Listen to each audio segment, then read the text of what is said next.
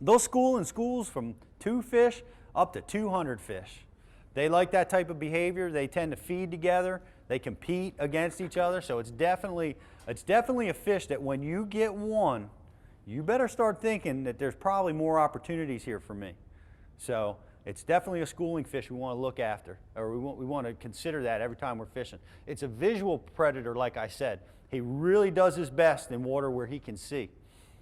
And its food sources, crayfish, perch, gobies, insects, depending on where you're at. I know out in Pittsburgh, in a lot of our smaller river systems, the insect hatches, the mayfly hatches are huge for smallmouth.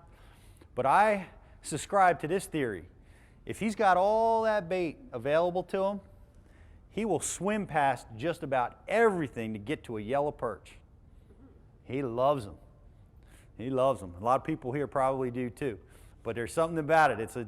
It's his filet mignon is a yellow perch. And anytime I find schools of perch, I'm looking for the biggest smallmouth in the lake.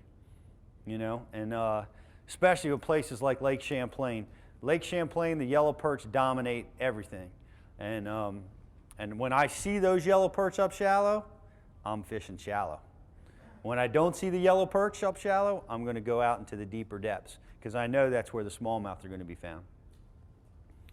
But yellow perch are key. What do you use for imitation? Imitation for yellow perch, from spinner baits to jerk baits to top waters and swim baits. I'll talk about all that stuff as far as baits as we move further a little bit.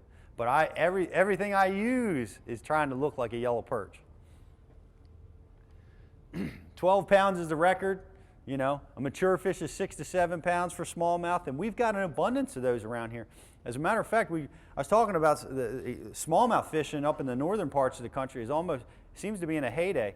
We were talking about Lake Simcoe at some of our stuff. They set a record for 5 fish, 31 pounds, 14 ounces for 5 smallmouth. Amazing, amazing. Lake St. Clair in Michigan, they just broke their lake record at 29 pounds, 14 ounces. But well, here's some of the misconceptions. The clouds, you know, windy, cloudy situations. That's good for smallmouth. Sunny conditions, not good for smallmouth. That's wrong. That's wrong. Smallmouth love the sunshine. The big ones will bite in the sunshine. And you'll see that in the tournament after tournament that we have up here in the northern parts of the country. You'll see cloudy days, the smallmouth guys, I don't know what happened. I was on a jerkbait pattern and it disappeared. I lost them. You know, the big ones didn't bite. But then when the sun pops out, 20 pounds, 20 pounds, 20 pounds, 20 pounds, right across the board. The big smallmouth.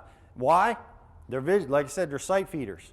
So when that sun's shining, they can see better, and the big ones become active. I already talked about how they live on rocky cover as a misconception, or a vertical rocky cover. They're on flats. I'm always fishing flat water for them. Smallmouth don't live in the weeds. You know, I heard that largemouth in the weeds, smallmouth are on the open and, you know, don't live around the weeds. Smallmouth love the weeds. They're always around the grass. Smallmouth are only a deep water fish. You're always drop shotting and, you know, 20 feet plus to get smallmouth. I couldn't be further from the truth. I spend the majority of my time fishing for smallmouth in water 10 feet or less. And I catch the big ones in those depths. Small lures are required to catch smallmouth. This is called a super spook. It's probably the biggest thing in my tackle box other than some giant swim baits. But the smallmouth will tear this thing to pieces. Much better than any of the smaller baits in a lot of situations.